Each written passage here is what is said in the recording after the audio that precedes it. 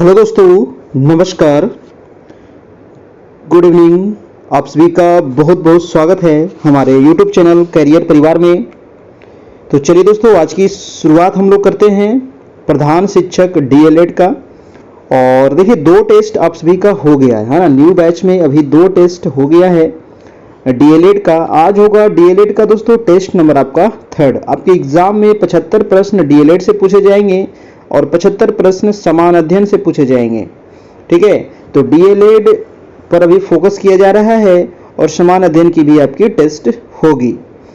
और इसका PDF notes भी आप लोग को उपलब्ध हो जाएगा।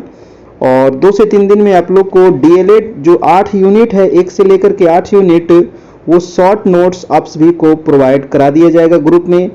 जो लोग अभी तक ग्रुप में नहीं जुड़े हैं वो जुड़ लीजिएगा।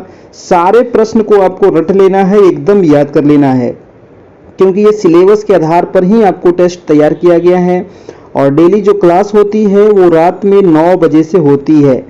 तो इसीलिए कह रहे हैं कि चैनल को सब्सक्राइब जरूर कर लीजिएगा, बेल आइकन दबा लीजिएगा, ताकि 9 बजे आपको नोटिफिकेशन मिल सके। और ये नंबर दिया गया है जहां आप हमारे व्हाट्सएप से जुड़ के वहां पर पीडीएफ नोट्स भी आपको मिल जाएगा। ठीक है, और इसमें कैसे जुड़ना है, क्या चार्ज लगेगा, तो कल परसों 6 तारीख से ही आपकी बैच शुरू हुई है ना। 6 अप्रैल से ही शुरू हुई है और डेली 9 बजे स्टार्ट होती है। इसमें जो पुराने शिक्षक हैं है ना, जो पहले से हमारे यहाँ जुड़े हैं, उनका चार्ज मात्र 201 रखा गया है। अगर वो फिर से जुड़ना चाहते हैं और रिवीजन करना चाहते हैं न्यू बैच में, तो उनको मात्र 201 पे करना होगा। और जो पुराने जो नए हैं, जो अभी तक नहीं जुड़े हैं हमारे यहाँ, तो उनको मात्र 399 पे करना होगा। और ये कुछ ही दिनों के लिए है, उसके बाद आपका चार्ज बढ़ जाएगा। तो जितना जल्दी हो सके आप इस नंबर पे आपको पे करना होगा, फ़ोन पे, गूगल पे के माध्यम से। और जो भी पे करेंगे तो पेमेंट का रिसिप्ट हमको इसी नंबर पर व्हाट्सएप कर दीजिएगा, आपको वहाँ जोड़ दिया जाएगा।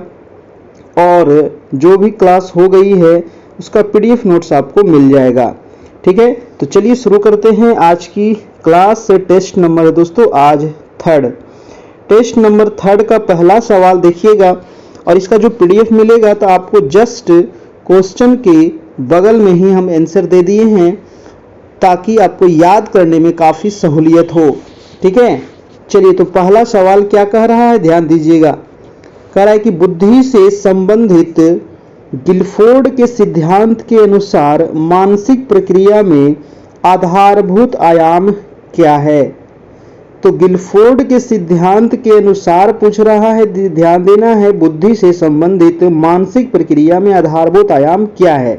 संक्रिया है, सूचना सामग्री है, उत्पाद है, या फिर इनमें से सभी है। तो ये क्या हो जाएगा गिलफोर्ड महोदय के अनुसार।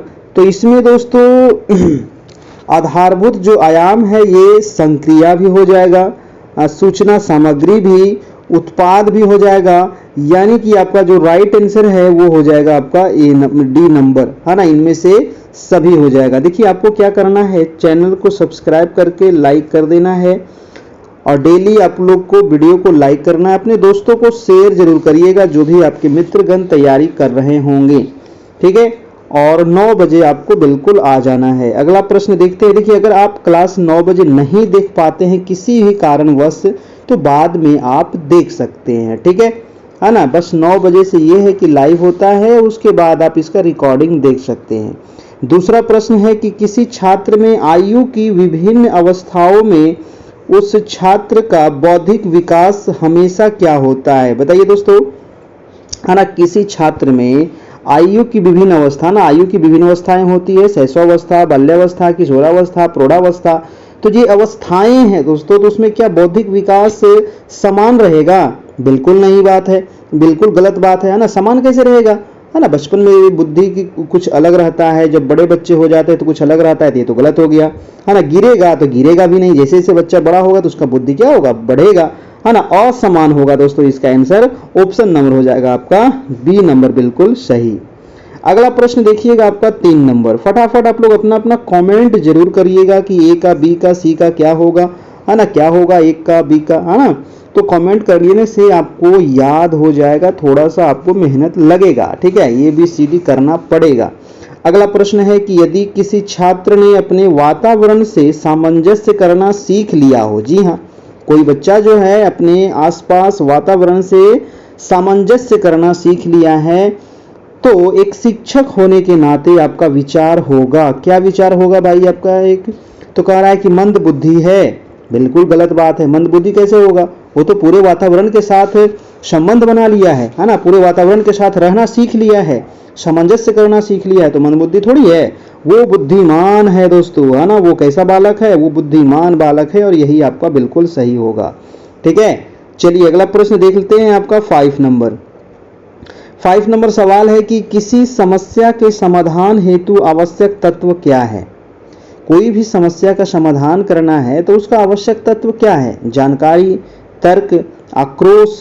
आक्रोश तो होना ही नहीं चाहिए, है ना, भय भी नहीं होना चाहिए।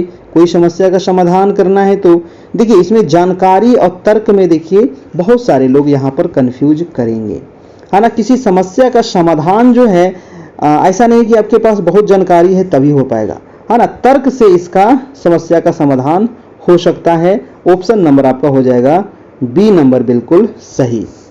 अगला प्रश्न देखते हैं आपका, प्रश्न नंबर है 5। फटाफट चलिएगा क्योंकि 75 सवाल हमको करना है ना, 1 घंटे में, है ना, ज़्यादा लंबा भी नहीं खींचना है इसको। ठीक है, 5 नंबर सवाल है कि किसी बालक में तर्क तथा समस्या समाधान की शक्ति का विकास कब होता है? बताइए, कोई बालक में तर्क तथा समस्या समाधान की जो शक्ति होती है ये कब विकसित होती है? 12वें, 18वें, 7वें या फिर पूर्व बाल्यावस्था से? तो आंसर हो जाएगा दोस्तों 12वें वर्ष में। ठीक है, 12वें वर्ष में, यानी कि किशोरावस्था में ना। किशोरावस्था की शुरुआत कब उससे होती है? 12 वर्ष से हो जाती है, तो उसी समय से दोस्तों आपका ये विकास हो जाता है समस्या समाधान। अगला प्रश्न है दोस्तों आपका प्रश्न नंबर 6 नंबर, कह रहा है कि किसी बालक की समस्याओं के विषय में पता लगाने के लिए कम उपयोगी मनोवैज्ञानिक विधि कौन सी है? बताइए, कोई बालक है, उसका समस्या के विषय में क्या करना है? पता लगाना है, तो उपयोगी मनोवैज्ञानिक विधि कौन सी होनी चाहिए, है ना। तो प्रयोगात्मक विधि या निरीक्षण विधि या परीक्षण विधि या वैयक्तिक इतिहास विधि? क्या होगा इसका आंसर? जल्दी से बताइए। इसका जो आंसर हो जाएगा वो हो जाएगा आपका ऑप्शन नंबर सी, बिल्कुल सही, परीक्षण विधि। ठीक है, चलिए नेक्स्ट प्रश्न देखते हैं। अगला प्रश्न है दोस्तों आपका प्रश्न नंबर 7। 7 नंबर सवाल है कि एक बालक द्वारा किसी समस्या का समाधान करने के लिए निम्न में से क्या गुण होना आवश्यक है? बताइए, एक बालक के द्वारा कोई समस्या का समाधान करने के लिए उसमें क्या क्या गुण होना चाहिए? भाषा विकास होना चाहिए, स्वावलंबी होनी चाहिए, बार बार प्रयास करने की आदत होनी चाहिए। तो बिल्कुल सही बात है, ये सभी चीज जब तक नहीं रहेगा तब तक कैसे समस्या का समाधान हो सकता है? इसीलिए ये सारे ऑप्शन आपके सही है, यानी कि आंसर क्या हो जाएगा? डी नंबर, 1 से अधिक, है ना। तो जैसे ही आपको अगर 5 ऑप्शन दे उसमें लिखा रहेगा 1 से अधिक, तो वही वाला आपको क्या करना है दोस्तों?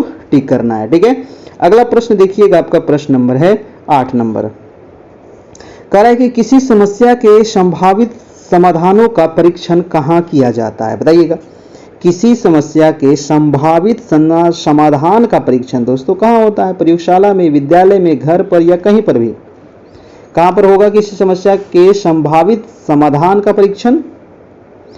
तो दोस्तों प्रयोगशाला में नहीं होता है ना। घर पर किसी समस्या के संभावित समाधानों का परीक्षण कहीं पर भी आप कर सकते हैं। ठीक है, ऐसा नहीं है कि आप प्रयोगशाला में ही करेंगे, विद्यालय में ही करेंगे या घर पर ही करेंगे, कहीं पर भी इसका समाधान किया जा सकता है। अगला प्रश्न चलते हैं, प्रश्न नंबर है आपका 9 नंबर। ठीक है, और जो लोग भी पीडीएफ नोट्स लेना चाहते हैं तो इस नंबर पे आप कांटेक्ट कर सकते हैं। ये नंबर हमारा व्हाट्सएप नंबर है जहां आपको पीडीएफ नोट्स समान अध्ययन डीएलएड का आपको उपलब्ध हो जाएगा। ठीक है, चलिए तो मैं अगला प्रश्न देखता हूं दोस्तों। प्रश्न नंबर है आपका 9 नंबर।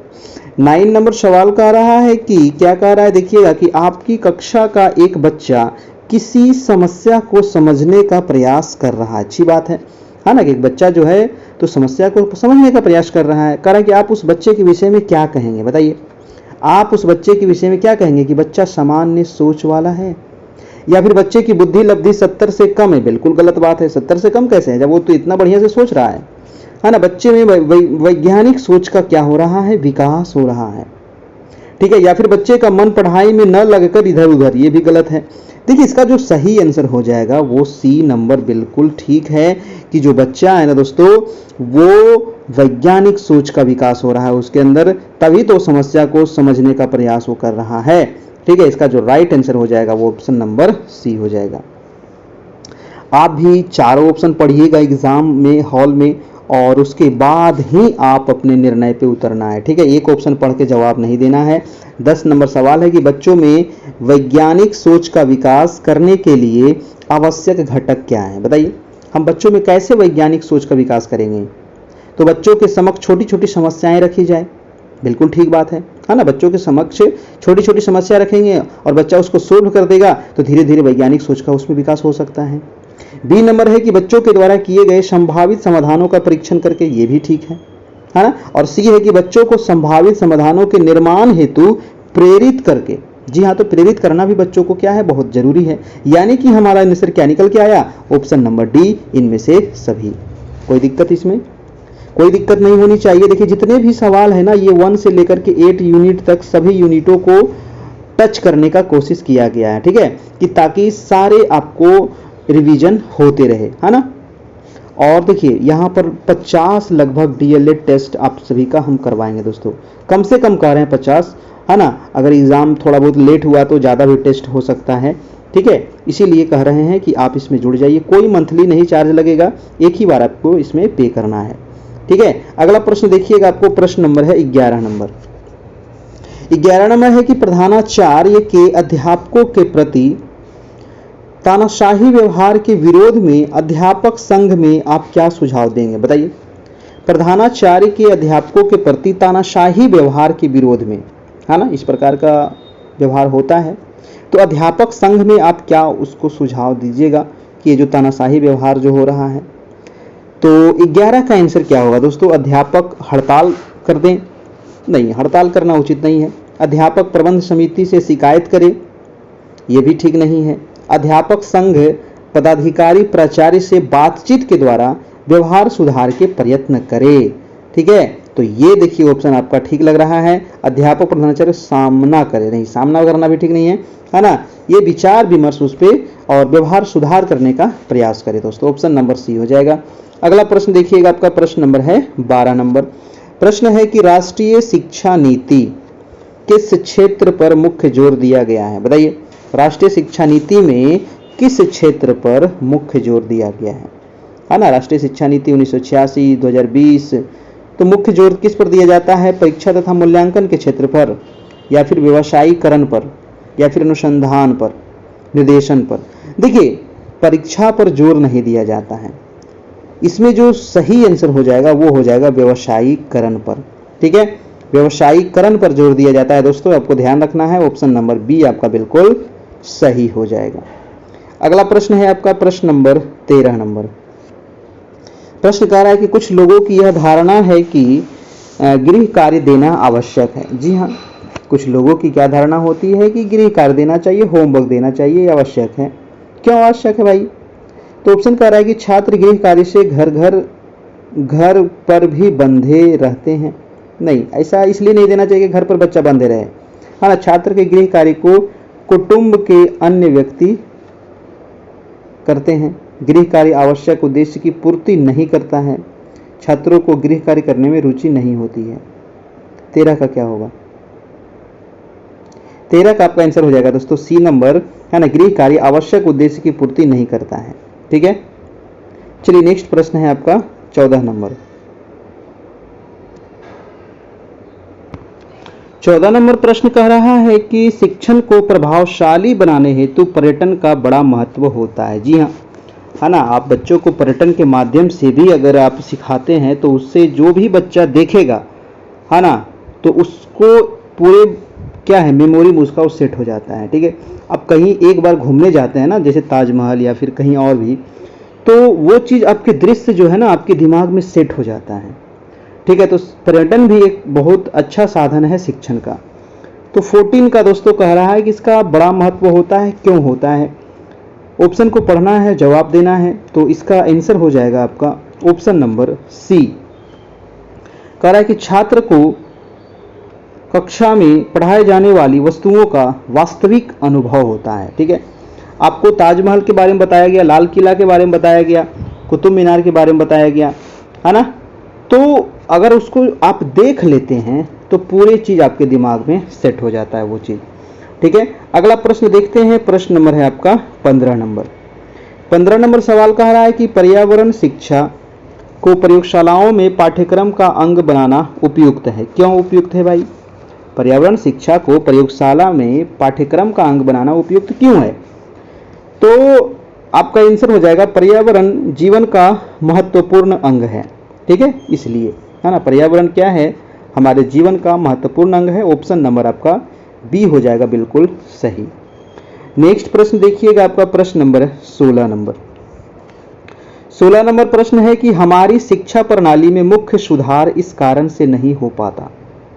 तो कौन से कारण है हमारी शिक्षा में जो मुख्य सुधार नहीं हो पाता भाई? तो राजनीतिक उदासीनता है, या प्रशासन उदासीन है, या शिक्षक उदासीन है, या जनता उदासीन है। तो इसमें शिक्षक उदासीन होने के कारण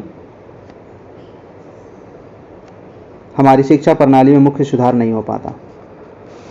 ठीक है, ऑप्शन नंबर सी हो जाएगा। अगला प्रश्न है आपका 17 नंबर। प्रश्न कह रहा है कि अध्यापक व्यक्तिगत भेदों को किसके द्वारा सबसे उपयुक्त ढंग से माप सकते हैं? बताइए, अध्यापक व्यक्तिगत भेदों को किसके द्वारा सबसे उपयुक्त ढंग से माप सकते हैं?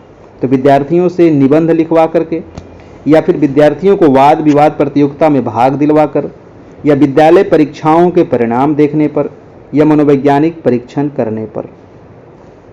17 का क्या होगा सर? तो इसका आंसर हो जाएगा अध्यापक व्यक्तिगत भेदों को किसके द्वारा सबसे उपयुक्त ढंग से माप सकते हैं? तो सबसे उपयुक्त ढंग से मापने का तरीका है कि मनोवैज्ञानिक परीक्षण करने के बाद। ठीक है, ऑप्शन हो जाएगा हमारा डी नंबर बिल्कुल सही। अगला प्रश्न है आपका प्रश्न नंबर 18 नंबर। 18 नंबर सवाल है, देखिएगा, कह रहा है कि दृश्य सामग्री का महत्व निम्नलिखित में से किस प्रकार के छात्रों के लिए कम लाभदायक है? तो दृश्य सामग्री, है ना, बहुत प्रकार का सामग्री होता है, श्रव्य, दृश्य, है कि नहीं। तो इसमें कह रहा है कि जो दृश्य सामग्री है ये वो कौन सा बच्चा होगा जिसके लिए कम लाभदायक होगा? जो पढ़ने में समान स्तर के होते हैं? नहीं, जो उच्च स्तर के होते हैं, जो निम्न स्तर के होते हैं, जो आंखों से अधिक ज्ञान प्राप्त कर सकते हैं। तो दृश्य सामग्री का जो महत्व है किस प्रकार के छात्रों के लिए कम लाभदायक हो सकता है? तो वो हो जाएगा जो उच्च स्तर के होते हैं। जो उच्च स्तर के होते हैं उनके लिए दृश्य सामग्री का महत्व कुछ ज़्यादा नहीं रखता है दोस्तों, इसीलिए का आंसर हो जाएगा आपका बी नंबर। अगला प्रश्न है आपका 19 नंबर। सवाल कह रहा है कि निम्नलिखित में से कौन सा दृश्य श्रव्य सामग्री अधिक लाभप्रद होती है? बताइए, वो कौन सा दृश्य श्रव्य सामग्री है जो अधिक लाभप्रद होगा? Television, project, cinema, film, slip, projector, क्या होगा? देखिए, सिनेमा अधिक लाभप्रद नहीं होगा, प्रोजेक्टर भी नहीं होगा, फिल्म स्लिप प्रोजेक्टर भी नहीं होगा। यहाँ पर जो ऑप्शन के अनुसार अगर हम चले तो टेलीविजन हो जाएगा। ठीक है, टेलीविजन। अगला प्रश्न चलते हैं, आपका प्रश्न नंबर है आपका 20 नंबर। 20 नंबर क्या कह रहा है कि छात्रों का अपने ज्ञान का जीवन में प्रयोग करने हेतु नवीन उदाहरण देंगे, है ना। छात्रों का अपने ज्ञान का जीवन में प्रयोग करने हेतु बच्चों के लिए हम क्या सिखाएंगे? नवीन ज्ञान देंगे, यानी कि नया ज्ञान देंगे, नया उदाहरण देंगे। बी नंबर है कि शिक्षण के समय भिन्न भिन्न उदाहरणों पर बल देंगे, बिल्कुल सही बात है ना। गृह कार्य पर बल देंगे, बिल्कुल गलत बात है। उपयुक्त सभी, ये भी गलत बात है, क्योंकि ये गलत हो गया तो ये भी नहीं होगा। तो इसका जो आंसर होगा दोस्तों वो हो जाएगा आपका बी नंबर, यानी कि शिक्षण के समय भिन्न भिन्न उदाहरणों पर बल देंगे, तभी छात्र दोस्तों अपने ज्ञान का जीवन में प्रयोग कर पाएंगे। ठीक है, अगला प्रश्न देखिएगा आपका 21 नंबर। 21 सवाल क्या कह रहा है कि पाठ्य पुस्तक को भली प्रकार स्मरण करने हेतु निम्नलिखित में से कौन सबसे उचित है? पाठ्य पुस्तक को क्या करना है ना, एकदम स्मरण करने हेतु कौन सा सबसे उचित होना चाहिए? तो बस पाठ्य वस्तु को बार बार दोहराएंगे। क्या बिल्कुल सही है? या सही उत्तर को पुनर्वलित करेंगे। या फिर आपका सी नंबर है पाठ्य वस्तु पर कक्ष में प्रश्न हल करवाएंगे, गलत उत्तर पर दंड देंगे। तो ये दोनों तो गलत है। अब ए और बी में कोई एक होगा। तो भली भांति प्रकार स्मरण करने हेतु निम्नलिखित में से कौन उचित है? सही उत्तर को पुनर्वलित करेंगे, ये भी ठीक है। और पाठ्य वस्तु को बार बार दोहराएंगे, ये भी ठीक है ना। बार बार आप पाठ्य वस्तु को दोहराने से भी क्या होता है, स्मरण में आपको हेल्प मिलेगा, यानी कि याद हो जाएगा आपको। इसका देखिए, हम तो इसका आंसर आपको इसमें बी दिया गया है ना, लेकिन इसका ए भी होना चाहिए। ठीक है, अब आपके अनुसार इसका क्या होना चाहिए आप बताइएगा। ठीक है, चलिए अगला प्रश्न देखते हैं। प्रश्न नंबर है आपका 22 नंबर। 22 सवाल कह रहा है कि छोटे बच्चे लंबे और कठिन शब्दों का सही उच्चारण नहीं कर पाते हैं दोस्तों, है ना। जो छोटे बच्चे होते हैं वो लंबे लंबे और कठिन शब्द का उच्चारण कर पाते हैं नहीं, वो तुतलाने लगते हैं या फिर वो अटकने लगते हैं। ठीक है, तो आप क्या उपाय करेंगे? ऐसे शब्दों को बार बार बुलवाएंगे या फिर ऐसे शब्दों को पहले खंडों में बांट कर बुलवाएंगे या फिर मिलते जुलते उच्चारण वाले ऐसे शब्दों का सहारा लेंगे? जी हाँ, तो ऐसे शब्दों को बार बार बुलवाने से कोई फायदा नहीं है। ऐसे शब्दों को पहले क्या करेंगे, खंड में बांटेंगे, उसके बाद बुलवाएंगे।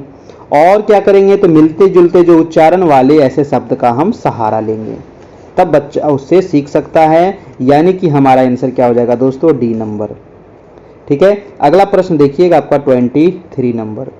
कह रहा है कि पाठ शिक्षण के दौरान आप छात्रों से प्रश्न पूछते हैं, बिल्कुल पूछते हैं, और उनके समक्ष पाठ सामग्री प्रस्तुत करते हैं। जी हाँ, करते ही हैं। क्यों करते हैं? तो इसीलिए कि पाठ योजना में क्या वर्णन है? नहीं, इसीलिए कि बच्चों को भली भांति समझ में आ जाए, या फिर इसीलिए कि बाद में छात्रों को जो गृह कार्य दिया जाए उसे वे स्वयं कर सके, या फिर एकाग्रता के लिए, पाठ बोध के लिए, या ध्यान का परीक्षण के लिए। देखिए, अब इसका आंसर बताइए क्या होगा। अब इसका आंसर हो जाएगा दोस्तों ऑप्शन नंबर डी, है ना। ऑप्शन देखिए, इसीलिए कहते हैं चारों ऑप्शन पढ़िए। शुरू में ही आपको लगेगा कि सही है, लेकिन वो बिल्कुल गलत है। ये भी गलत हो जाएगा, ये भी गलत हो जाएगा। ठीक है, या फिर कभी कभी हो रहता है क्या कि दो ऑप्शन लगेगा कि सही है, लेकिन उसमें भी आपको एक सही निकालना पड़ता है। ठीक है, जो सबसे अच्छा ऑप्शन हो उसी को हमको टिक करना है। तो 24 नंबर सवाल है कि वास्तविक शिक्षा का संचालन वास्तविक दर्शन ही कर सकता है, ये कथन किसका है? तो ये तो आपको याद करना पड़ेगा, बिना रटे कोई काम नहीं होगा। ठीक है, तो ये कथन किसका है? वास्तविक शिक्षा का संचालन वास्तविक दर्शन ही कर सकता है। यह कथन जो है वो कथन है भाई स्पेंसर महोदय का। किसका कथन है? स्पेंसर का। अगला है कि केंद्रीय प्रवृत्ति का सबसे विश्वसनीय एवं वैध मापक कौन सा है? केंद्रीय प्रवृत्ति का सबसे विश्वसनीय एवं वैध मापक कौन सा है? मध्यमान, बहुलांक, माध्यिका या मध्यांक? तो केंद्रीय प्रवृत्ति पूछ रहा है, ध्यान दीजिएगा। तो इसका जो सबसे वैध मापक हो जाएगा दोस्तों वो हो जाएगा आपका मध्यमान। ठीक है, क्या हो जाएगा? मध्यमान। ऑप्शन नंबर ए हो जाएगा। अगला प्रश्न देखिएगा 26 नंबर। 26 सवाल कह रहा है कि विचलनशीलता का सर्वश्रेष्ठ मापक है। बताइए, विचलनशीलता का सर्वश्रेष्ठ मापक क्या होगा? प्रसार, प्रमाप विचलन, या मध्यमान विचलन, या चतुर्थांश विचलन? तो विचलनशीलता का सर्वश्रेष्ठ मापक जो होगा वो प्रमाप विचलन होगा। ऑप्शन नंबर आपका बी हो जाएगा दोस्तों। देखिए, वीडियो को आप लोग लाइक थोड़ा सा कर दीजिए सभी लोग, है ना, कंजूसी नहीं करना है। ठीक है, और अपने दोस्तों को शेयर जरूर कीजिए। समझ रहे हैं ना। डेली 9 बजे से ही आपकी टेस्ट होती है और 9 बजे आपको इसका लिंक आपको मिल जाएगा। कैसे मिलेगा? तो उसके लिए चैनल को सब्सक्राइब कर लेना है, तभी आपको मिल पाएगा। अगला प्रश्न है 27 नंबर की शैशवावस्था जीवन का पूर्ण फ्रेम तैयार कर देता है। यह कथन किसका है? कथन भी भैया आपको याद रखना पड़ेगा। ठीक है, और डेली मैं लगभग 2 से 3 कथन आप लोग को करवाऊंगा। ठीक है, सेट में, और यहाँ से आपको पूरा याद हो जाएगा। तो शैशवावस्था जो है दोस्तों ये जीवन का पूर्ण फ्रेम होता है ना। यह कथन जो है वो कथन है आपको एडनर का। किसका है? एडनर महोदय का। ऑप्शन नंबर ए हो जाएगा।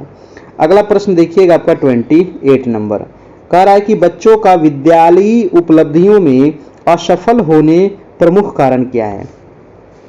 अब विद्यालय उपलब्धि में बच्चा क्या हो गया? असफल हो गया। इसका मुख्य कारण क्या हो सकता है? तो अभ्यास की कमी रही होगी, है ना, या फिर तत्परता की कमी रही होगी, या फिर विद्यालय छोड़कर भाग जाने की आदत होगी, या फिर उपयुक्त सभी होगी। इसके अलावे भी और भी बहुत सारे कारण होंगे जो बच्चे असफल हो रहे हैं, या फिर ये भी हो सकता है कि शिक्षक उसको उस अनुसार से नहीं पढ़ा रहे हैं, है ना। तो इसका आंसर हो जाएगा डी नंबर। अगला प्रश्न है आपका 29 नंबर की, आपकी कक्षा में बच्चों का प्रदर्शन निरंतर गिर रहा है। जी हाँ, आपकी कक्षा में क्या हो रहा है? बच्चों का जो प्रदर्शन है निरंतर गिर रहा है। क्यों गिर रहा है? क्या कारण है? उसको सुधारने का प्रयास करना है। क्यों गिर रहा है ये बताना है आपको, ठीक है। सुधारना तो है ही, लेकिन ये गिर क्यों रहा है? तो ऑप्शन है कि इसका प्रमुख कारण क्या हो सकता है? तत्परता हो सकती है, अनुकूल वातावरण, या अभ्यास की कमी है, या फिर इनमें से कोई नहीं। देखिए, तत्परता से नहीं गिरता है, अभ्यास की कमी है। दोस्तों, हम बार बार कहते हैं कि आपको अभ्यास करना बहुत जरूरी है ना। आप तो बच्चे नहीं हैं, लेकिन फिर भी अभ्यास करना पड़ेगा, है नहीं। बिना अभ्यास किए हुए तो होगा नहीं। आज आपको लग रहा है कि हम सब सही कर रहे हैं और कल जाकर के गड़बड़ हो जाएगा। इसीलिए इसको प्रैक्टिस करना जरूरी है, देखते रहना है ना। जो प्रैक्टिस करते रहते हैं तभी वो आगे निकल पाएंगे, और एक एक नंबर से आपको आगे निकल जाएंगे, और एक ही नंबर से आपका रिजल्ट नहीं हो पाता है, ठीक है। तो ये ध्यान रखना है। अगला प्रश्न देखिएगा, आपका प्रश्न नंबर है 30 नंबर, कह रहा है कि आप अपनी कक्षा में कड़ी मेहनत से पढ़ाते हैं। बहुत अच्छी बात है, आपको पढ़ाना है, हम भी पढ़ाते हैं, तथा बालक भी बड़े ध्यान पूर्वक पढ़ते हैं, परंतु कुछ बालक बहुत शीघ्रता से सीख जाते हैं। आप देखते होंगे इस प्रकार के बालक होंगे, जो कोई तुरंत सीख जाता है, कोई किसी को आप कितनों समझाइए वो नहीं सीख पाता है, तथा कुछ बालक जो है वो धीरे धीरे सीखते हैं। तो इस समस्या का कारण क्या हो सकता है, बताइए। तो अधिगम व्यक्तिगत होता है। बिल्कुल सही बात है, अधिगम जो होता है दोस्तों व्यक्तिगत होता है। कुछ बालकों का स्वास्थ्य सही नहीं है, ये गलत बात है। कुछ बालकों का मन विद्यालय में नहीं लगता, ये भी गलत है। उपयुक्त सभी, ये भी गलत है। इसका जो आंसर हो जाएगा, right answer option number A हो जाएगा दोस्तों, कि अधिगम जो होता है वो व्यक्तिगत होता है। अगला प्रश्न देखिएगा, आपका प्रश्न नंबर है आपका 31 नंबर। 31 कह रहा है कि यदि आप अपनी कक्षा के बालकों में यह भावना जागृत करना चाहते हैं कि, कौन सी भावना जागृत करना है? कि उन्हें विद्यालय उपलब्धियों में सफल होना चाहिए, है ना। विद्यालय उपलब्धियों में क्या होना है? बच्चों को सफल होना है, और यही भावना बच्चे के दिमाग में सेट करना है, ठीक है। तो इसके लिए आप क्या उपाय अपनाएंगे? क्या उपाय अपनाइएगा कि बच्चा के दिमाग में हम ये चीज़ सेट कर दे, है ना, ये भावना हम उसमें जागृत करें कि विद्यालय उपलब्धियों में उसको क्या होना है? सफल होना है। तो बच्चे की बौद्धिक क्षमता का विकास करेंगे, या फिर बच्चों का मार्गदर्शन उचित दिशा में करेंगे? देख रहे हैं ना, ऑप्शन समझ रहे हैं ना। बौद्धिक क्षमता का विकास करेंगे, बिल्कुल करना पड़ेगा आपको। उचित मार्गदर्शन कीजिएगा, बिल्कुल करना पड़ेगा। अपने शिक्षण में उचित विधियों का प्रयोग करेंगे, ये भी सही है ना। जब तक आप ये सभी कार्य नहीं करेंगे, बच्चों में, है ना, ये भावना उत्पन्न नहीं होगी। यानी कि इसका आंसर क्या हो जाएगा? ऑप्शन नंबर डी हो जाएगा। अगला प्रश्न देखिएगा, आपका प्रश्न नंबर है 32 नंबर। प्रश्न कह रहा है कि अध्यापक को जनसंख्या शिक्षा का ज्ञान होना चाहिए। आज देख रहे हैं ना जनसंख्या कितनी बढ़ रही है, भारत 1 नंबर पे आ गया है भाई। तो जनसंख्या शिक्षा का ज्ञान होना चाहिए। जनसंख्या शिक्षा का उद्देश्य क्या है? उद्देश्य क्या होनी चाहिए? कार्य लड़कियों के अभिभावकों को जनसंख्या वृद्धि के बारे में शिक्षित करना।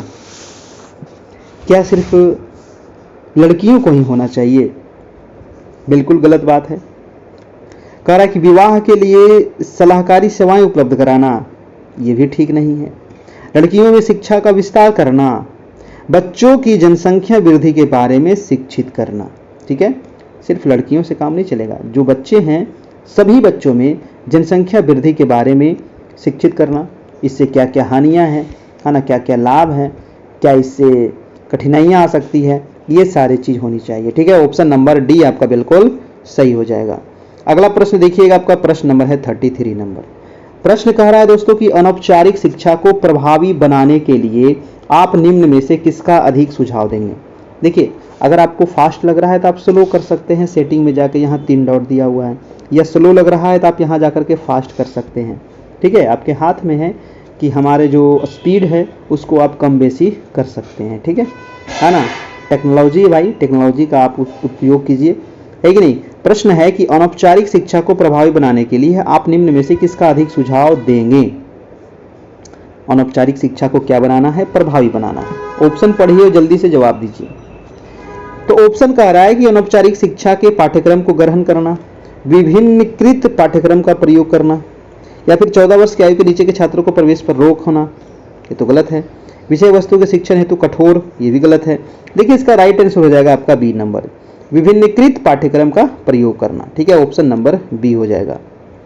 अगला प्रश्न है दोस्तों, आपका प्रश्न नंबर है 34 नंबर की कौन सी भाषा शिक्षा का सर्वोत्तम माध्यम बन जाती है।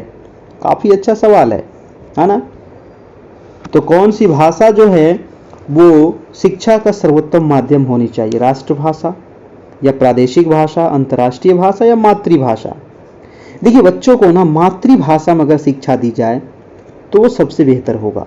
ठीक है, तो मातृभाषा में ही शिक्षा देना है। अगला प्रश्न है आपका 35 नंबर, छात्र क्रिया द्वारा सरलता से सीखते हैं, क्यों।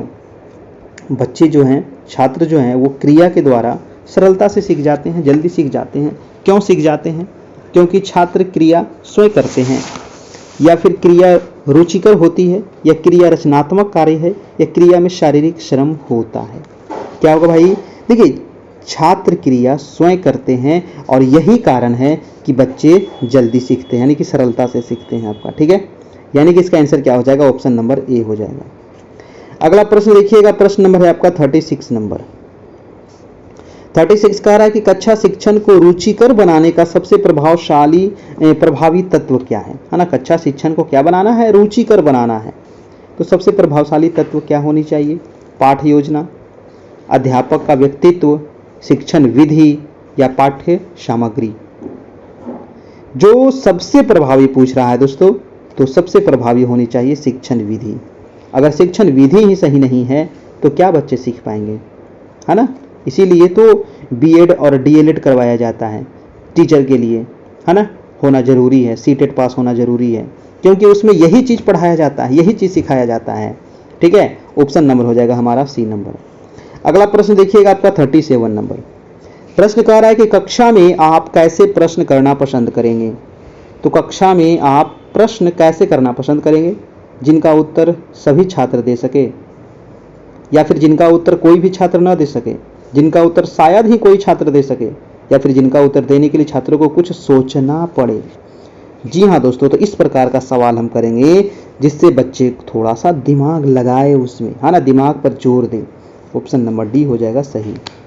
अगला प्रश्न देखिएगा आपका 38 नंबर। 38 सवाल कह रहा है कि यदि आप अपने छात्रों को साथ लेकर पाठशाला के बगीचे में कुछ काम करते हैं तो इससे छात्रों में क्या होगा।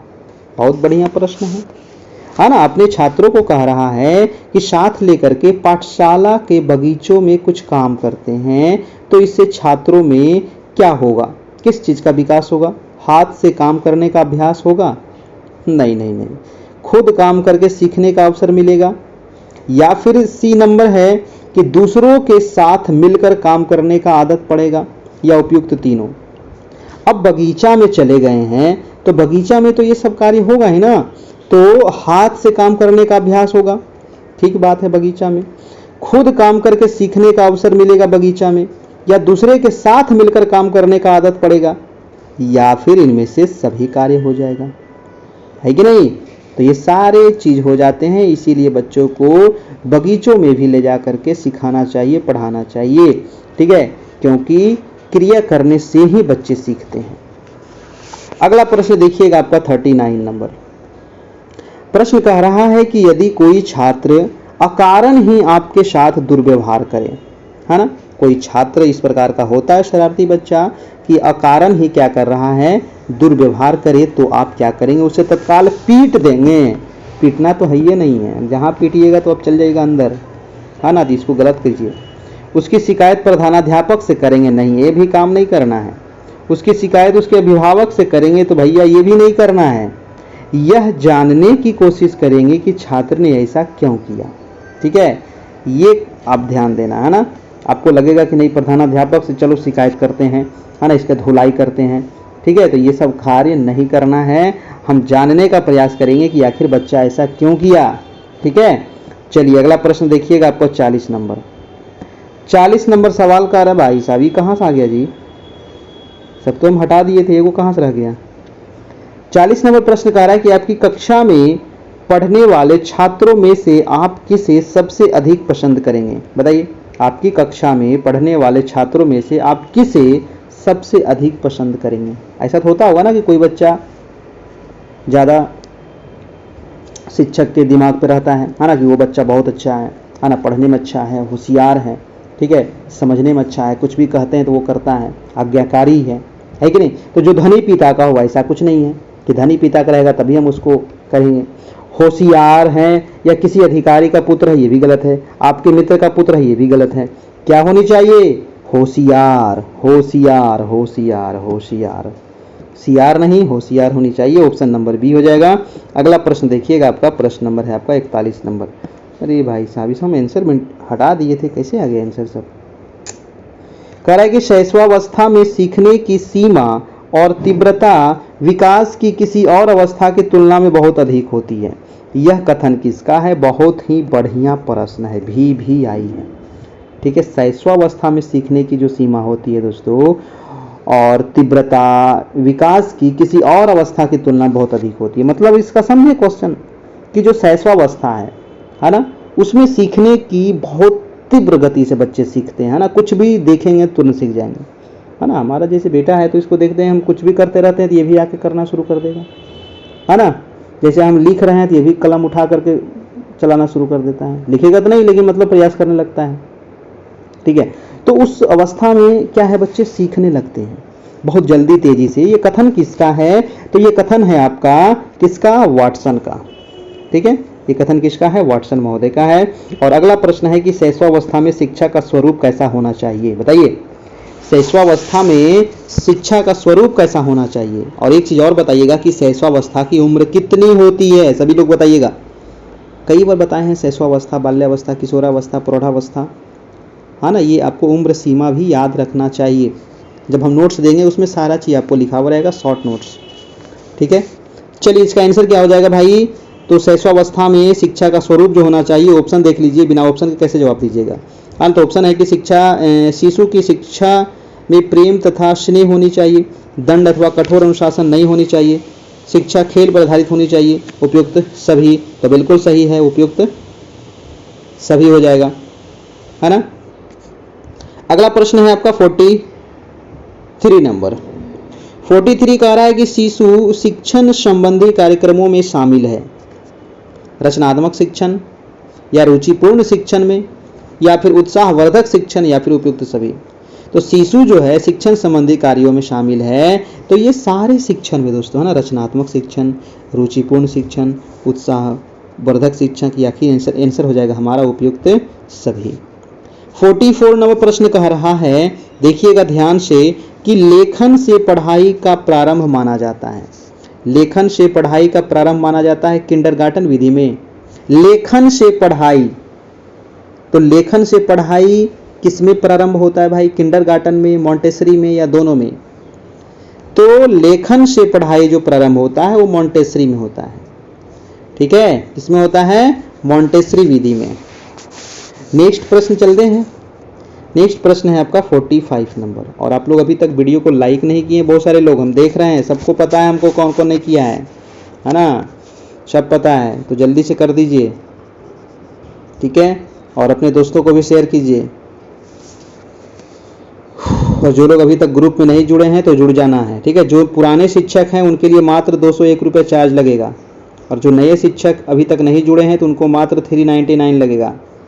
और ये कुछ दिन के बाद आपका चार्ज बढ़ जाएगा दोनों का। ठीक है, तो जुड़ना है भाई साहब, तो जल्दी से जुड़ जाइए। अभी न्यू बैच स्टार्ट ही हुई है, अभी 1-2 क्लास हुई है ना, अभी 1 ही 2 मात्र टेस्ट हुआ है, आज तीसरा टेस्ट है।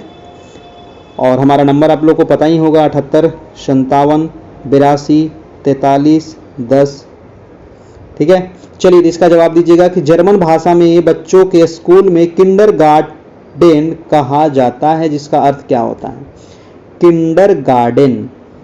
तो जर्मन भाषा में बच्चों के स्कूल को क्या कहते हैं? किंडरगार्टेन।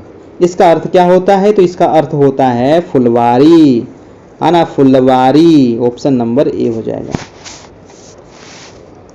अगला प्रश्न देखिएगा, आपका प्रश्न नंबर है 46 नंबर। 46 कह रहा है दोस्तों कि आप कक्षा में पूर्ण परिश्रम के साथ पढ़ा रहे हैं, फिर भी आपके कुछ छात्र आपकी बात नहीं समझ पा रहे हैं, इसके लिए आप किससे दोषी मानेंगे? जी हाँ, इस प्रकार का होता है कि आप पूरे लगन से पढ़ाते हैं लेकिन फिर भी बच्चा नहीं समझ पा रहा है, तो इसका क्या कारण है? तो इसका कारण ये है कि आपने स्वयं के पढ़ाने को या छात्रों के स्तर को, अपने साथियों की राजनीति को, पाठ्यक्रम की निरस्तता को, इनसे गलत है, ये भी गलत है। आंसर नंबर ए हो जाएगा। ठीक है, अपने स्वयं के पढ़ाने को, है ना, ऑप्शन नंबर ए। अगला प्रश्न देखिएगा 47 नंबर। 47 कह रहा है कि अध्यापक का व्यवहार छात्रों से मित्रवत होना चाहिए। जी हाँ, अध्यापक का व्यवहार छात्र से कैसा होना चाहिए? मित्रवत होना चाहिए। और इस संबंध में आपकी क्या धारणा है? तो इस संबंध में भाई हमारी यही धारणा होनी चाहिए कि अध्यापक को तानाशाही व्यवहार करना है, बिल्कुल गलत है। अध्यापक का व्यवहार अध्यापन अनुकूल होना चाहिए, ये तो आपका बिल्कुल सही होनी चाहिए। अध्यापक का व्यवहार मित्रवत होना चाहिए, मित्रवत भी होना चाहिए, लेकिन सबसे महत्वपूर्ण है कि अध्यापक अनुकूल होना चाहिए। ठीक है, यानी कि ऑप्शन नंबर बी आपका बिल्कुल सही होना चाहिए।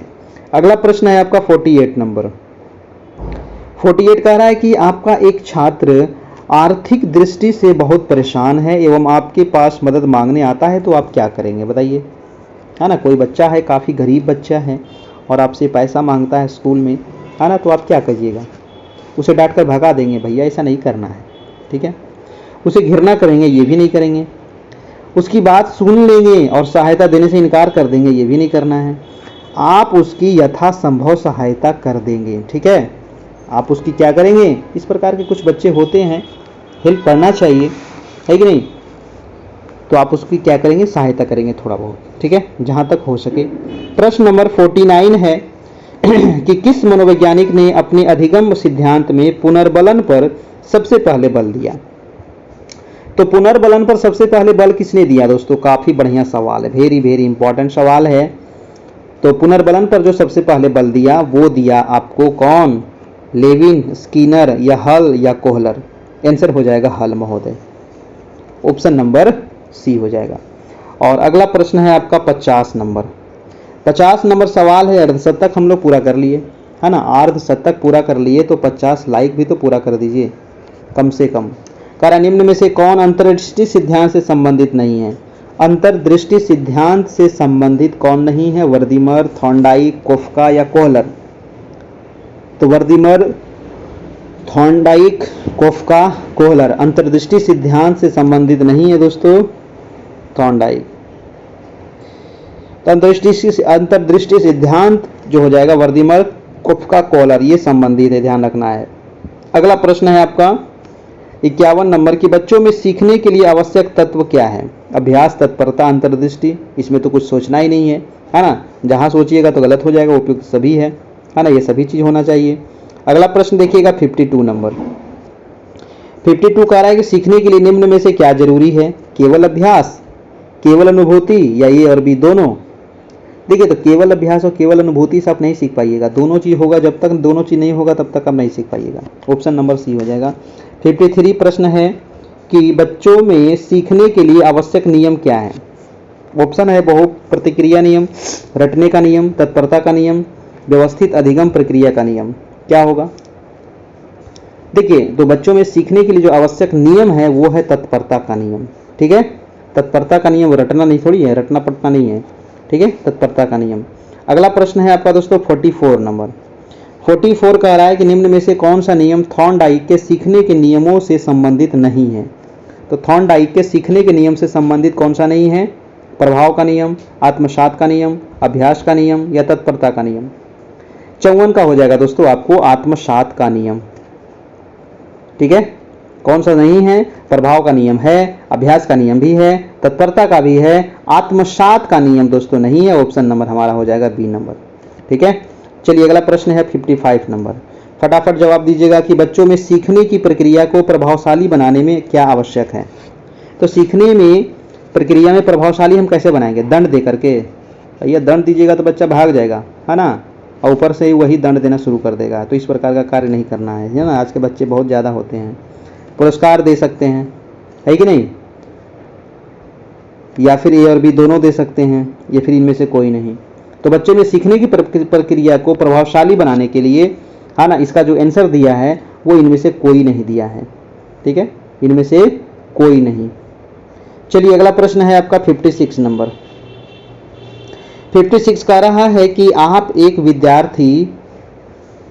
एक विद्यार्थी अपनी पारिवारिक परिस्थितियों से सदैव क्षुब्ध रहता है। वह आपके पास अपनी समस्या का निदान करने हेतु आता है, आप क्या कहेंगे? जी हाँ, इस प्रकार का बच्चा होता है, घर में परिवार में होता है ऐसा, है ना। तो आप उसको क्या करेंगे दोस्तों, है ना। आपका एक जो विद्यार्थी है अपनी पारिवारिक परिस्थितियों से सदैव क्षुब्ध रहता है, तो आप क्या करिएगा, कैसे समस्या का समाधान करिएगा? ऑप्शन कह रहा है कि उसे समझाएंगे कि माता पिता से संबंध तोड़ ले। भैया ये कार्य नहीं करना है। उसे समझाएंगे कि धैर्य से काम ले। उसे समझाएंगे कि घर से भाग जाए, तो भागना भी नहीं है। जो पहले देखिए ऑप्शन सबसे ज़्यादा गलत लगे ना, उसको काटने का प्रयास कीजिए और बाद में और काट छाट कीजिए। ठीक है, तो ये दोनों ऑप्शन तो एकदम देखते एक साथ कोई भी गलत कर देगा। उसे व्यर्थ की बात नहीं करने कहेंगे, चूंकि आपका काम सिर्फ पढ़ाना है। क्या होगा? इसका जो आंसर होगा ऑप्शन नंबर डी होगा। धैर्य से तो काम लेगा ही, लेकिन आपका जो कार्य होना चाहिए ऑप्शन नंबर डी इसका बिल्कुल सही होना चाहिए। व्यर्थ की बात नहीं करेंगे। 57 नंबर सवाल देखिएगा कि अध्यापक के लिए सर्वाधिक आवश्यक क्या है? तो उसकी इस व्यवसाय में रुचि हो, या वह संपन्न परिवार का हो, वह सुंदर हो, वह संतोषी प्रवृत्ति का हो।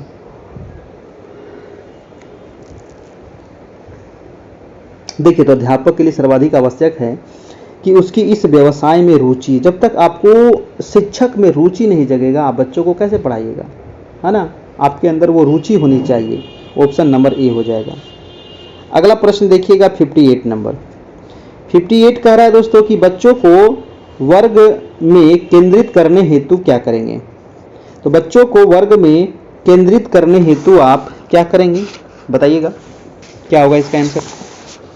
तो शैक्षिक वातावरण बच्चे की अभिरुचि के अनुकूल हो, या फिर अनुशासन कठोर तथा दंडात्मक न हो, ये भी सही है।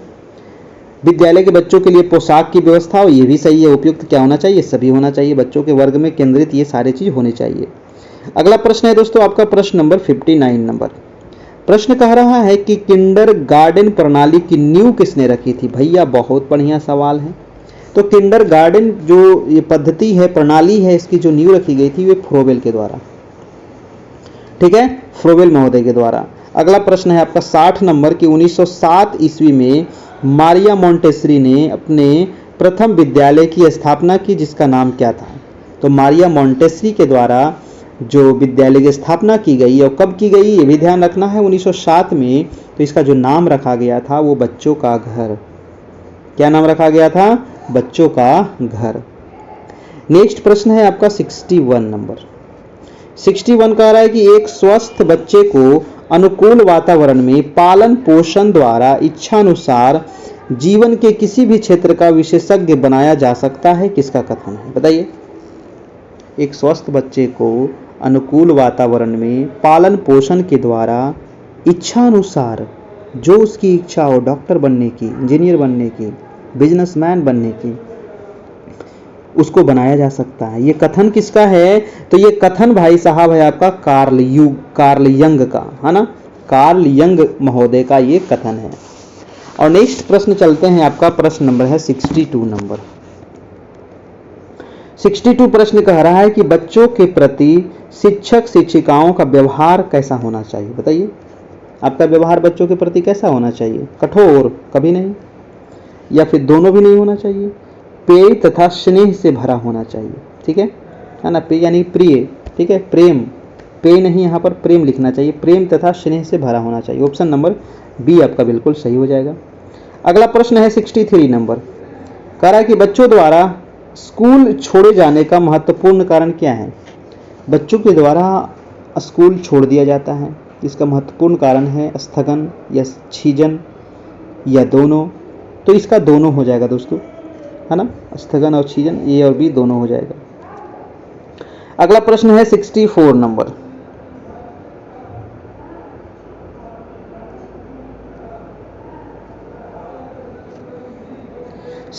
सवाल कह रहा है कि पारंपरिक बाह्य परीक्षा की तुलना में वर्तमान समय में विद्यालय आधारित मूल्यांकन को सुदृढ़ करने की आवश्यकता क्यों है। तो वर्तमान समय में बच्चों का मूल्यांकन करना बहुत जरूरी है। क्यों जरूरी है? तो क्योंकि विद्यालय आधारित मूल्यांकन में बच्चों की सभी योग्यताओं का मूल्यांकन होता है। ठीक है, क्योंकि विद्यालय आधारित मूल्यांकन वर्ष के अंत में एक बार होता है, जिसमें छात्रों की सुविधा होती है। देखिए, मूल्यांकन हमको डेली करना है, ये तो गलत है, क्योंकि विद्यालय आधारित अंकों के आधार पर यह भी गलत है। ऑप्शन नंबर ए आपका यहाँ से सही हो जाएगा दोस्तों। अगला प्रश्न देखिएगा, आपका 65 नंबर सवाल कह रहा है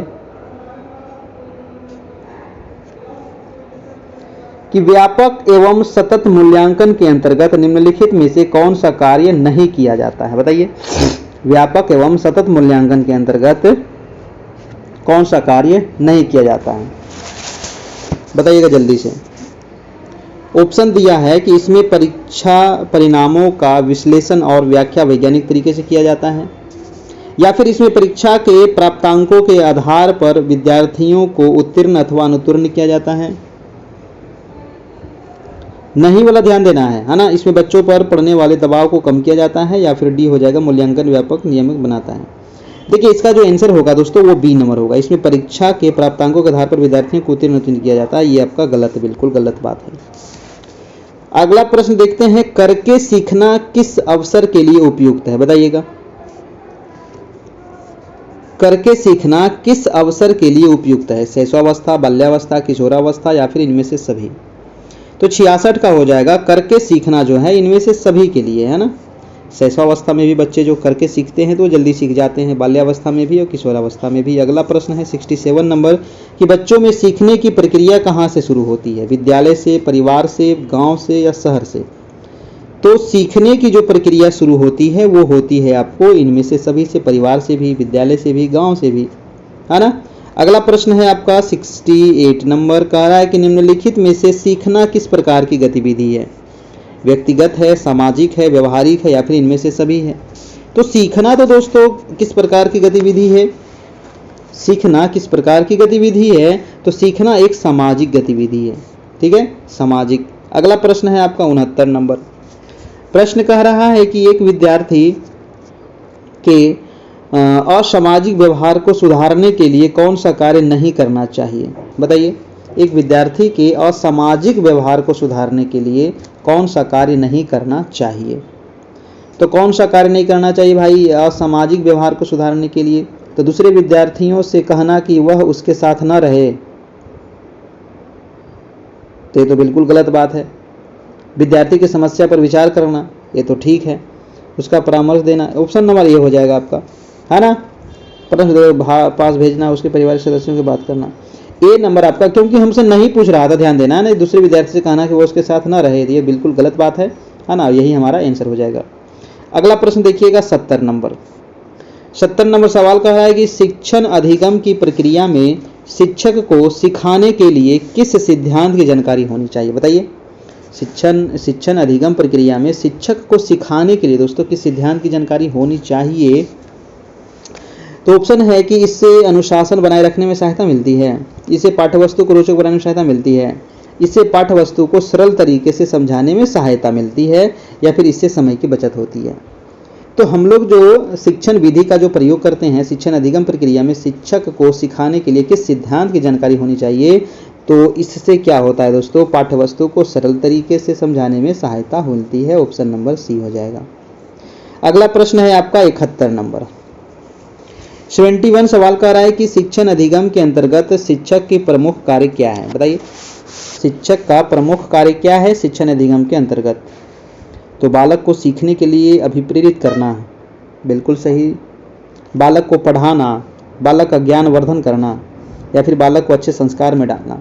देखिए सारे ऑप्शन यहाँ पर आपको लग रहा है कि सही है। शिक्षण अधिगम के अंतर्गत शिक्षक का प्रमुख कार्य है, ये सारे ऑप्शन देखिए आपको, लेकिन अगर आपको ऑप्शन नंबर ई रहेगा एक से अधिक वाला तो उसमें मार दीजिएगा, ठीक है। लेकिन इस यहाँ पर आपका ऑप्शन नंबर ए हो जाएगा सही, कि बालक को सीखने के लिए क्या करना है, अभिप्रेरित करना है, ठीक है। अगला प्रश्न देखिएगा आपका 72 नंबर। यदि आप कक्षा 8 के कक्षा अध्यापक हैं तो आपको अपनी कक्षा में बालकों के सीखने का मूल्यांकन करना चाहिए। वर्ष में केवल एक बार, वर्ष में केवल 2 बार, या फिर वर्ष में 3 बार, या प्रत्येक महीने। क्या होगा इसका आंसर 72 का? तो 72 का हो जाएगा दोस्तों, प्रत्येक महीने करना चाहिए मूल्यांकन, है ना।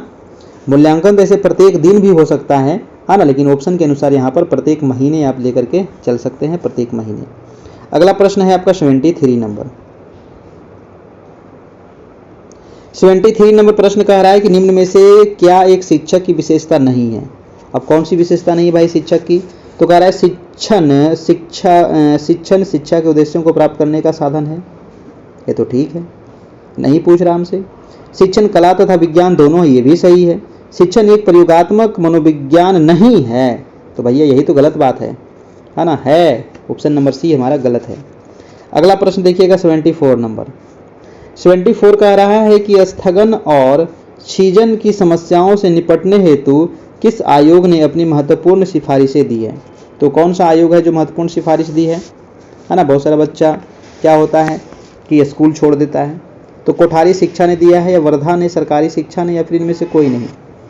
तो ये महत्वपूर्ण सिफारिश दिया गया है दोस्तों आपको कोठारी शिक्षा आयोग के द्वारा, ऑप्शन नंबर ए हो जाएगा। और आज का लास्ट सवाल है कि देश में निर्धनता के कारण कितने फीसदी बच्चे स्कूल की पढ़ाई छोड़ देते हैं, बताइए। निर्धनता के कारण, गरीबी के कारण कितने बच्चे स्कूल छोड़ देते हैं? बहुत बढ़िया प्रश्न है। तो गरीबी के कारण दोस्तों 65% जो बच्चे हैं वो अपनी पढ़ाई को छोड़ देते हैं। बहुत बड़ा एक संख्या है 65%, है कि नहीं? तो ये चीज़ नहीं होना चाहिए। चलिए, तो ये रहा आज का टेस्ट। कैसा लगा आप लोग बताइएगा।